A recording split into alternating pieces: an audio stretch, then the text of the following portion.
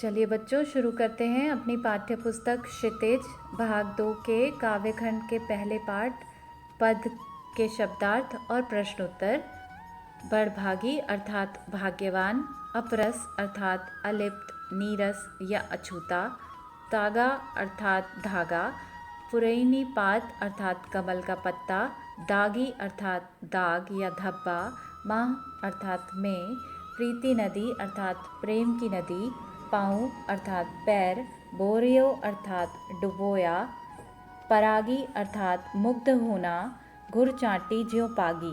जिस प्रकार चींटी गुड़ में लिपटती है, उसी प्रकार हम भी कृष्ण के प्रेम में अनुरक्त हैं।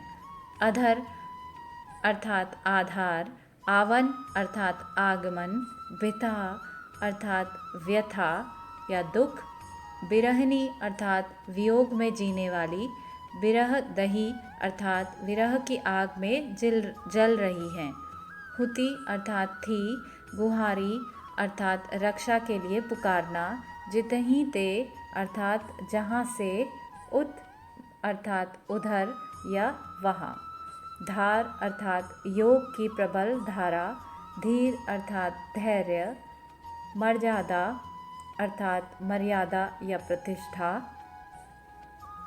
न लही अर्थात नहीं रही या नहीं रखी, हरिल एक पक्षी जो अपने पैरों में सदा एक लकड़ी लिए रहता है और उसे छोड़ता नहीं है, नंद नंदन उर पकड़ी अर्थात नंद के नंदन कृष्ण को हमने भी अपने हृदय में बसाकर कसकर पकड़ा हुआ है, जकरी मतलब रटती रहती हैं, सु अर्थात वह, व्याधि अर्थात रोग या पीड़ा पहुंचाने वाली वस्तु, करी अर्थात भोगा, तिन्ही अर्थात उनको, मन चक्री मतलब जिनका मन स्थिर नहीं है, चक्री के समान है, मधुकर अर्थात बोहरा, हुते अर्थात थे, पठाए अर्थात भेजा, आगे के अर्थात पहले के, परहित यानी दूसरों के कल्याण के लिए, डोलत धाए अर्थात घूमते फिरते थे, फेर अर्थात फिर से,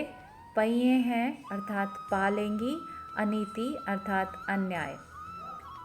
एक और बात आप जान लीजिए कि हरिल जो है यह पीली टांगों वाले रंग का कबूतर की जाति का पक्षी है, जिसे हारित संस्कृत में या कॉमन ग्रीन पिजन अंग्रेजी में कहा जाता है। यह पक्षी भारत में घने पेड़ों वाले जंगलों में पाया जाता है। हारिल की लकड़ी लोक में मुहावरे के रूप में प्रचलित है। अब प्रश्नोत्तर जानते हैं इस पाठ के। गोपियों द्वारा उद्धव को भाग्यवान कहने में क्या व्यंग निहित है? उत्तर, गोपियाँ उद्धव को भाग्यवान कहकर यह व्यंग करती हैं कि आपसे ज़्यादा दुर्भाग्यपूर्ण और कौन हो सकता है, जो कृष्ण के इतने पास होते हुए भी उनके प्रेम से वंचित रहे। प्रश्न 2, उद्धव के व्यवहार की तुलना किस किस से की गई है? उत्तर, उद्धव के व्यवहार की तुलना एक कमल के पत्ते से की गई है, जो कि पानी में रहते हुए भी गीला नहीं होता, और तेल लगे एक घड़े से की गई है, जिसे जल में डुबाने पर भी उस पर पानी की एक बूंद तक नहीं ठहरती। प्रश्न 3, गोपियों ने किन किन उदाहरणों के माध्यम से उद्धव को उलाहने दिए हैं? उत्तर, गोपियों ने उद्धव को निम्नलिखित उलाहने दिए हैं। हम तुम्हारी तरह कमल पत्र यानी कमल के पत्ते और तेल लगी मटकी नहीं हैं, जो कृष्ण के पास रहकर भी उनके प्रेम से अछूते रहें। हम तुम्हारी तरह निष्ठुर नहीं हैं, जो पास बहती हुई प्रेम नदी का स्पर्श भी ना करें। हमने श्री कृष्ण को हरिल की लकड़ी के समान पकड़ रखा है, इसलिए ये योग संदेश हमारे लिए ठीक नहीं है। ये योग संदेश हमें कड़वी ककड़ी जैसा लग रहा है। प्रश्न 4, उद्धव द्वारा दिए गए योग संदेश ने गोपियों की विरह अग्नि में घी का काम कैसे किया? उत्तर, श्री कृष्ण के चले जाने से गोपियाँ पहले ही विरह अग्नि में जल रही थी, परंतु उन्हें विश्वास था कि एक न एक दिन कृष्ण वापस जरूर लौटकर आएंगे।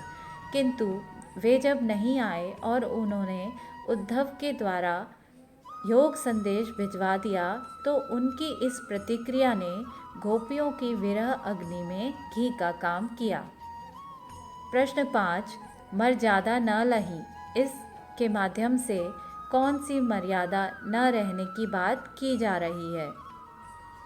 उत्तर, इन शब्दों के माध्यम से गोपियाँ उद्धव से कह रही हैं कि जिनके लिए हमने अपनी मर्यादा छोड़ दी थी, उन्होंने ही अपनी मर्यादा का पालन नहीं किया।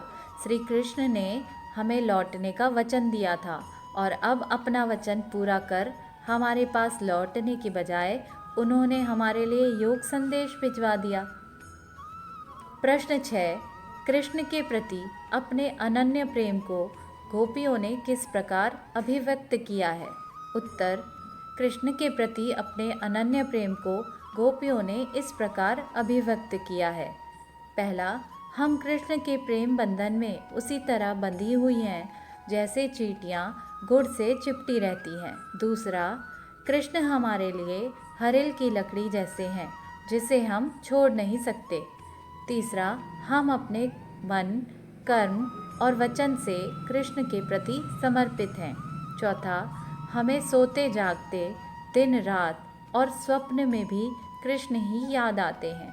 पांचवा, हमें श्री कृष्ण के लौटने की आस थी, पर उनका योग संदेश कड़वी ककड़ी के समान लग रहा है। प्रश्न 7, गोपियों ने उद्धव से योग की शिक्षा कैसे लोगों को देने की बात कही है?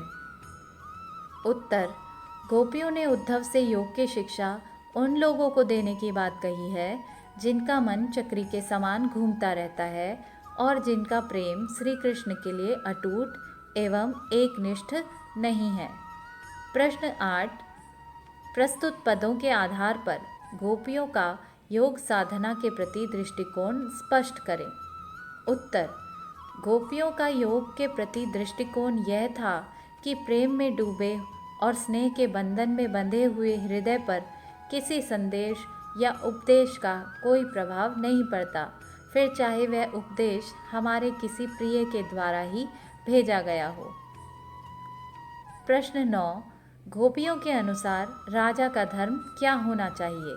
उत्तर, गोपियों के अनुसार राजा का धर्म और कर्तव्य यह होता है कि वह किसी भी स्थिति में अपनी प्रजा का ध्यान रखे, उनके साथ अन्याय न होने दे और उनकी भलाई के बारे में ही सोचे। प्रश्न 10, गोपियों को कृष्ण में ऐसे कौन से परिवर्तन दिखाई दिए जिनके कारण वे अपना मन वापस लेने की बात करती हैं? उत्तर, गोपियों को लगता है कि मथुरा जाने के बाद कृष्ण ज़्यादा चतुर हो गए हैं। वे राजनीति में इतने मग्न हो गए कि उनमें इतनी मर्यादा भी नहीं बची कि वे आकर हमारी सुध लें। राजा होकर भी उन्होंने अपना राजधर्म भुला दिया और अपनी प्रजा को भूल गए, इसलिए गोपियाँ उनसे अपना मन वापस लेने की बात करती हैं। प्रश्न 11, गोपियों ने अपने वाक चातुर्य के आधार पर ज्ञानी उद्धव को परास्त कर दिया। उनके वाक चातुर्य की विशेषताएं लिखिए। गोपियों के वाक चातुर्य की विशेषताएं निम्नलिखित हैं। गोपियाँ बहुत वाक चातुर्य हैं, उन्हें सही ढंग से व्यंग करना आता है। वे बिल्कुल सटीक उदाहरणों द्वारा अपनी बात रखना जानती हैं। प्रश्न 12, संकलित पदों को ध्यान से पढ़ें और ध्यान में रखते हुए सूर के भ्रमर गीत की मुख्य विशेषताएं लिखिए। उत्तर, सूरदास के भ्रमर गीत की मुख्य विशेषताएं हैं कि इनमें वियोग श्रृंगार का मार्मिक चित्रण है, यह एकनिष्ठ प्रेम का दर्पण है, गोपियों की स्पष्टता, वाक्पटुता, व्यंग्यात्मकता और सहृदयता दर्शनीय है। इस भ्रमर गीत में आदर्श प्रेम की पराकाष्ठा का वर्णन है।